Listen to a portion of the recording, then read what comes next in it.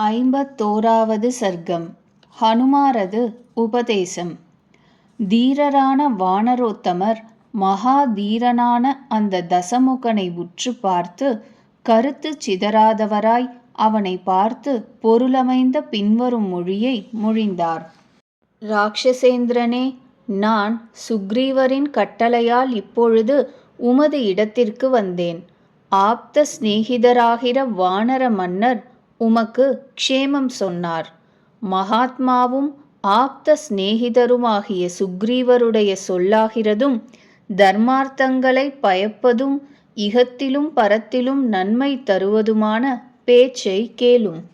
இரதங்களையும் யானைகளையும் குதிரைகளையும் உடையவராய் உலகத்திற்கு தந்தை போன்ற பந்துவாய் இந்திரனுக்கு சமமான மகிமை கொண்ட தசரதர் என்ற ஒரு அரசர் இருந்தார். அவருடைய மூத்த குமாரரும் மகா தேஜஸ்வியும் பெரும்போர் வீரனும் யாருக்கும் நன்மை செய்யும் பிரபுவான ராமர் என்பவர் தந்தையின் ஆக்ஞையால் தர்ம நெறியையே பற்றியவராய் உடன் பிறந்தவரான லக்ஷ்மணரோடும் மனைவியான சீதையோடும் வெளிக்கிளம்பினவராய் தண்டகாவனத்தில் வந்திருந்தார். அவருடைய பத்னியும் பர்த்தாவை இடைவிடாது பின்பற்றியவளும் மகாத்மாவான ஜனகர் என்ற விதேக தேசத்து மன்னரின் பெண்ணுமான சீதை காட்டில் காணாமற் போய்விட்டாள். தம்பியுடன் கூடிய அந்த ராஜகுமாரர் அந்த தேவியை தேடிக்கொண்டு ரிஷ்யமூகத்திற்கு வந்தவராய் சுக்ரீவரோடு சிநேகமானார். அவரால் சீதையின் தேடுதலானது அவருக்கு பிரதிஜை செய்யப்பட்டது. ஸ்ரீராமராலும் சுக்ரீவருக்கு வானர ராஜ்யம் வாக்களிக்கப்பட்டது. அதனால் வாலியை போரில் கொன்று அந்த ராஜகுமாரரால் சுக்ரீவர் ராஜ்யத்தில் வானரர்கள் கரடிகள் இவர்களுடைய கணங்களுக்கு மன்னனாய் ஸ்தாபிக்கப்பட்டார். வாலி என்ற வானர சிரேஷ்டரும் உம்மால் முன்னமேயே செவ்வையாக கண்டறியப்பட்டவரே. அந்த வானரர் ஒரு பாணத்தால் யுத்தத்தில் ராமரால் கொல்லப்பட்டார். வானர வேந்தரும் சொன்ன சொல் தவறாதவருமான அந்த சுக்ரீவர் சீதையை தேடுவதில் ஏகாக்கிர மனத்தராய் வானரர்களை எல்லா திசைகளிலும் செல்ல விடுத்தார். வானரங்களின் 1000களும் 100களும் 10 லட்சங்களும் எல்லா திக்குகளிலும் கீழேயும் மேலேயும் ஆகாயத்திலும் அவளை தேடுகின்றனர். அவற்றில் சிலர் மகா பலவான்களான வானர வீரர்கள் கருடனை ஒத்தவர்கள். சிலர் தடையின்றி எங்கும் செல்ல வல்லவர்களாய் வாயுவுக்கு சமானமானவர்களாய் விரைந்தோட வல்லவர்கள். நானோ வாயுவின் ஔரச புத்திரன். ஹனுமான் என்பது என் பெயர். சீதையின் நிமித்தமாகவே அவளை காணலாம் என்று 100 யோஜனை நீண்ட சமுத்திரத்தையும் விரைவாய் தாண்டி இங்கு வரலானேன். அங்கும் இங்கும் சுற்றி தேடிக்கொண்டிருந்த என்னால் ஜனகர் திருமகளும் உனது கிருஹத்தில் காணப்பட்டாள். மகாமதிமானே, நீர் தர்மத்தின் உண்மையை கண்டறிந்தவர், தவத்தின் உரிமையை அடைந்தவர். ஆதலின் அயலாரது தர்ம பத்தினியை பிடித்துச் சிறை வைப்பதற்கு நீர் தகுந்தவர் அல்லர். உம்மை போன்ற புத்திமான்கள் என்றால் தர்ம விருத்தமாய் பல அபாயங்களுக்கு இடமானவைகளாய் வேரோடு நாசம் செய்ய கூடியவையுமாயுமுள்ள காரியங்களில் பிடிவாதமாய் விடாது பற்றி இரார்கள். தேவர்களிலாகட்டும் அசுரர்களிலாகட்டும் எவன்தான் லக்ஷ்மணரால் விடப்பட்ட ஸ்ரீராமருடைய கோபம் கொண்டு சீறிவரும் பாணங்களுக்கு எதிரில் நிற்பதற்கு சமர்த்தன்? அரசே, ஸ்ரீ ராகவருக்கு ஒரு தீமையை செய்துவிட்டு எவன்தான் கஷ்டத்திற்கு உள்ளாகாமையை காண முடியும்? உலகங்களிலும் எவனொருவனும் இருக்க முடியாது. ஆகையால் சொல்லியதை பூத பவிஷ்யத் வர்த்தமானம் என்கின்ற 3 காலத்திற்கும் நன்மை பயப்பதாயும் தர்ம நெறிக்கு ஏற்றதாயும் நீடித்த பாக்கியத்தை விளைவிக்க தக்கதாயும் மதிப்பீராக. ஜானகி மானிட தேவருக்கு திருப்பிக் கொண்டு போய் சமர்ப்பித்து விடப்படட்டும். இந்த தேவியானவள் பார்க்கப்பட்டாள்.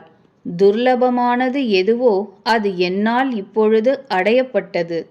அவ்விஷயத்தில் எஞ்சிய மேல் நடத்த வேண்டிய காரியம் எதுவோ அது ஸ்ரீ ராகவரே செய்ய வேண்டியது. இந்த சீதா பிராட்டியார் சொல்லவறிய சோகத்தால் தவிக்கின்றவளாய் என்னால் காணப்பட்டாள். உமது வீட்டில் எந்த அவளை 5 தலையுடைய பெண்ணாகம் என்று நீ அறியாதிருக்கிறீர். விஷங்கலந்ததும் அதிகமான புஜிக்கப்பட்டதுமான அன்னத்தை எப்படியோ அப்படி அசுரர்களோடு கூடிய தேவர்களாலும் தங்கள் ஒளி கொண்டு இவள் ஜீர்ணமாக்குவதற்கு முடியாதவள். எந்த இந்த உமது இந்திரிய நிக்கிரகங்களால் அடையப்பட்டதும் தர்மத்தின் பயனானதுமாய் உயிரோடிருக்கிற பாக்கியமாகிய அது அழிந்து போக விடத்தக்கதன்று. தேவரீர் தவத்தின் வீரியத்தால் தனக்கு அசுரர்கள் உள்ளிட்ட தேவர்களால் மரணம் இல்லாமையை தைரியமாய் மனத்தில் எண்ணியிருக்கிறீர். அப்படியிருந்தாலும் இந்த பின்கண்ட காரணம் தடுக்கத்தகாதது. இந்த சுக்ரீவரோ தேவரும் அல்லர், அசுரரும் அல்லர், ராட்சசரும் அல்லர், தானவரும் அல்லர், கந்தர்வரும் அல்லர், யக்ஷரும் அல்லர், பன்னகரும் அல்லர். சுக்ரீவர் வானர மன்னரே, அந்த ஸ்ரீ ராகவர் மானிடரே. ஓ ராஜனே, ஆகையால் உயிரை காப்பாற்றிக் கொள்ளுதலை எப்படி பெறுவீர்? தர்ம பலத்தின் அனுபவம் எப்படியும் அதர்ம பலத்துடன் கூடியதாக இராது. அதர்மத்தை அழிக்கக்கூடிய தர்மமும் அதன் பலத்தையேதான் அனுசரிக்கிறது. தங்களால் தர்மத்தின் பலமானது உள்ளளவு அனுபவிக்கப்பட்டது. இவ்விஷயத்தில் சந்தேகமில்லை. இந்த அதர்மத்தின் பலத்தையும் சீக்கிரத்திலேயே அனுபவிக்கப் போகிறீர். ஜனஸ்தானத்தின் அழிவை நினைத்து பார்த்து வாலியின் வதத்தையும் அவ்வண்ணமே ஸ்ரீ ராமருக்கும் சுக்ரீவருக்கும் ஏற்பட்டுள்ள தோழமையையும் அறிந்து கொண்டு உமக்கு ஹிதமானதை தேடிக்கொள்ளும். குதிரைகள், ரதங்கள், யானைகள் இவைகளோடு கூடிய லங்காபுரியை அழிப்பதற்கு நான் ஒருவனே போதுமான சக்தி உடையவன். ஆயினும் இது அவருடைய கொள்கை அன்று. எவர்களால் சீதை துன்புறுத்தப்பட்டாலோ அந்த பகைவர்களின் அழிவு ஸ்ரீ ராமராலேயே என்று வானர கணங்கள், கரடி கணங்கள் இவை முன்னிலையில் தீர்மானிக்கப்பட்டிருக்கிறது. ஸ்ரீராமருக்கு தீமை செய்தவன் சாக்ஷாத் இந்திரன்தானாகட்டும், வேறு எவன்தானாகட்டும், கஷ்டத்திற்கு உள்ளாகாமையை பெற முடியாது. உன் போன்ற ஜனமென்றால் கேட்கவும் வேண்டுமா? எவளை சீதை என்று நினைத்து கொண்டிருக்கின்றீரோ, எந்த இவள் உமது அதீனத்தில் இருக்கிறாளோ அவளை இலங்கை முழுவதும் அழிக்க வந்த கால ராத்திரி என்ற சக்தி விசேஷம் என எண்ணுவீராக. ஆகையால் தானாகவே கழுத்தில் மாட்டிக்கொள்ளப்பட்டதும் சீதா விக்கிரகமாகிற கால பாசத்தோடு ஆனபோதும் உன் விஷயத்தில் யுக்தமான காரியம் கவனிக்கப்படட்டும். அரண்மனைகளோடு கூடிய ராஜ வீதிகளுள் உள்ள இந்த நகரத்தை சீதையின் தேஜஸினால் தகிக்கப்பட்டதாயும் ஸ்ரீராமரது கோபத்தால் துன்புற்று எரிக்கப்படுகிறதாகவும் இப்பொழுதே மனதில் அறிந்து கொள். உமது மித்திரர்களையும் மந்திரிகளையும் ஞாதிகளையும் சகோதரர்களையும் பிள்ளைகளையும் இஷ்டர்களையும் போகங்களையும் மனைவிகளையும் இலங்கையையும் நாசமுற செய்யாதிருப்பீராக. ராட்சச ராஜேந்திரனே, ஸ்ரீராமருக்கு ஆள்பட்டு தூது சொல்ல வந்தவனும் வானரனுமான என் ஹிதோபதேசத்தை தர்மத்தையே பற்றியதாய் அவசியமாய் கவனித்து அப்படியே செய்வீராக. ஸ்ரீராமர் உலகங்கள் அனைத்தையும் பஞ்சபூதங்களுடனும் ஜங்கம ஸ்தாவரங்களுடனும் ஒருங்கே வருத்தமின்றி சம்ஹாரம் செய்துவிட்டு மீளவும் முன்போலவே படைக்க வல்லவர். அப்படிப்பட்ட சொல்லுக்கும் நினைவுக்கும் எட்டாத கீர்த்தி கொண்டவர்.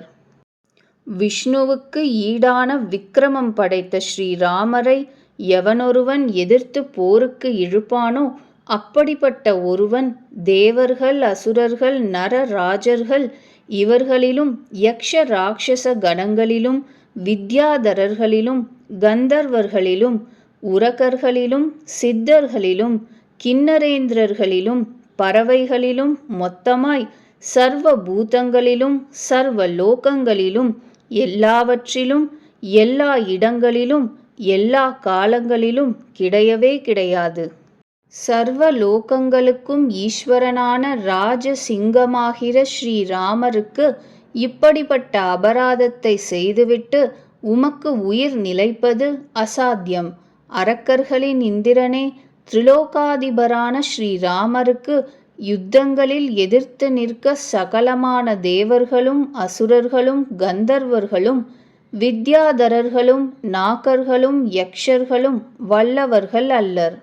4 முகங்களுடையவரும் தான் தானே தோன்றியவருமான பிரம்மாவாயினும் முப்புறத்தை தகித்த முக்கண்ணரான ருத்திரமூர்த்தியாயினும் தேவநாயகரான விருத்ராசுரனை கொன்று மகேந்திரனெனும் பெயர் பெற்ற இந்திரனாயினும் போரில் ஸ்ரீராமர் கொலை புரிய உத்தேசம் கொண்டவனை காத்தளிக்க வல்லவர் ஆகார்கள். உவமையற்ற அந்த தசமுகன் அதிக கம்பீரமாய் உரைக்கின்ற வானரருடைய மிக்க சாதுரியம் பொருந்திய மொழியை நோக்கு கிசையாததாய் எண்ணி கோபத்தால் சுழலும் கண்கள் உற்றவனாய் அந்த மகா வானரருக்கு கொலை தண்டனையை ஆக்ஞாபித்தான். 51வது சர்க்கம் முற்றிற்று.